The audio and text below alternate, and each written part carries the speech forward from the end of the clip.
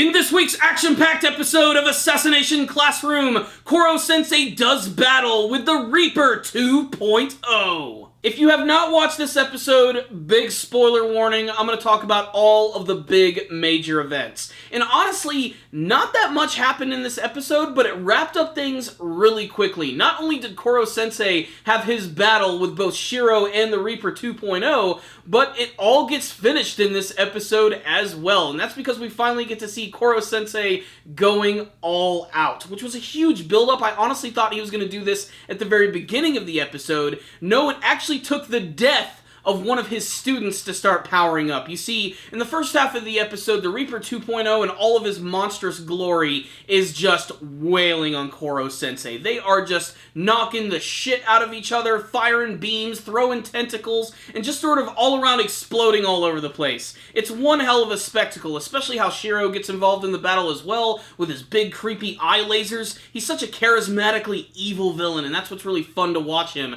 We get the best of both worlds. We get that manipulative villain, and we also get a big monster to fight against. Although one of my biggest complaints is still in this episode, and that's that when the scenes are dark, they're way too damn dark. I wanted more detail from the Reaper 2.0 and getting to see more of what he's about, aside from being a skull and a giant mass of tentacles. That being said, he's still pretty damn creepy. And there's a point in the episode where Kayano decides that she's going to join the battle and help out Koro-sensei going up against the Reaper 2.0. This actually does not work out well for her because she ends up getting impaled by the Reaper 2.0 and is seemingly killed in front of all of the students in Koro-sensei. And then Koro-sensei just flips out. He just goes crazy, starts flashing red, transforming into different colors, and essentially powers up to his most powered form that we've seen in the series, and is able to single-handedly take out the Reaper 2.0 as well as Shiro. In fact, the way Shiro goes out in this episode is kind of anticlimactic in some senses, because he gets blown away, but because he's injected his body with those tentacles, he's actually about to go through that barrier, and anything that touches that barrier will completely disintegrate anything tentacle-wise. So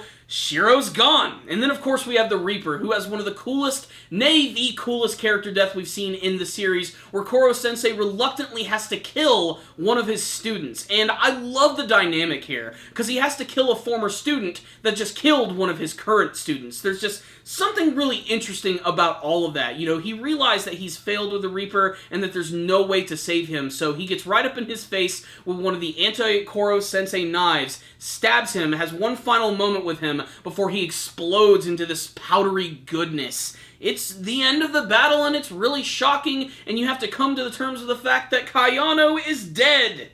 Or is she? One of my favorite things about Koro-sensei is not that he's just a super powerful being, but how surprising he can be with his powers. He can do a number of really cool things with them, and he uses one of his unique abilities to actually save Kayano. Always thinking one step ahead, he had this plan for all of his students if they were ever harmed or their bodies were destroyed. He can actually reconstruct them because of his superpowered speed and his tentacle abilities. You see, when Kayano was attacked, he was actually able to contain all of her blood and all of the damage that was removed from her body and encase it in this membrane. He then used his tentacles to put those back into her body, replacing some of her cells with his own, effectively completely healing her without even leaving a scar. Kayano is going to be just fine. And then it all ends with this final scene of Koro-sensei and Aguri Yukimura watching all of their students celebrating their grand victory, and I'll be damned if it didn't bring a tear to my eye. So what's the rundown on this week's episode of Assassination Classroom? I did not expect it to be wrapped up this quickly. Usually when we get to like the big final battle of the series, they tend to draw it out.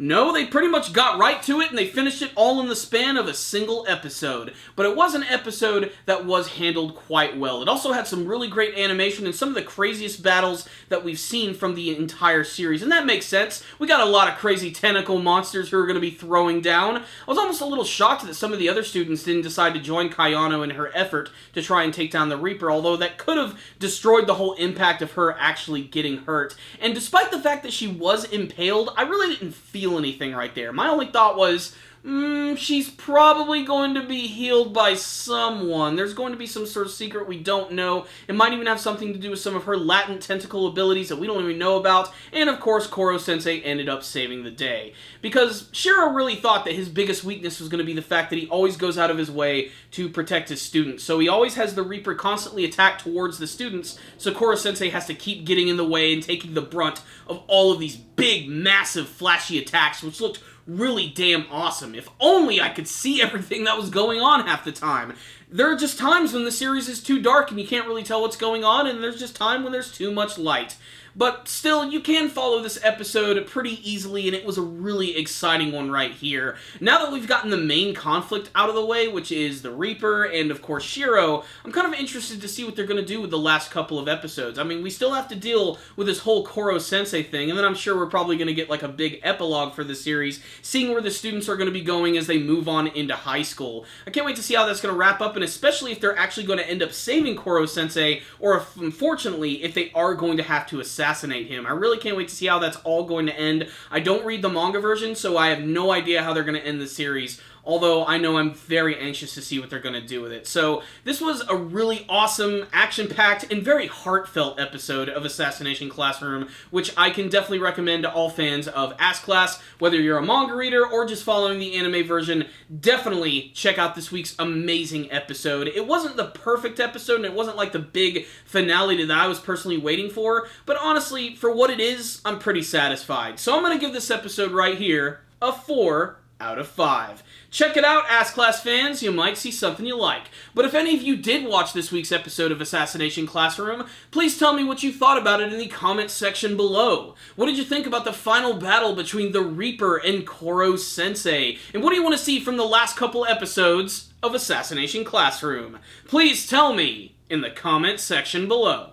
You guys are kick-ass! Thank you for watching this review, I really appreciate it. If you would like to help support Super Kami Guru 9000, you can do that in a number of awesome ways. Obviously, you can subscribe to the channel, that way you'll see all of our latest anime and manga reviews. Make sure to share this review with all of your friends. You can also smash that like button right now, and make sure to check out all the cool links we got in the description box below. It'd be really, really awesome. So thank you guys again for watching, and as always, stay dandy, baby!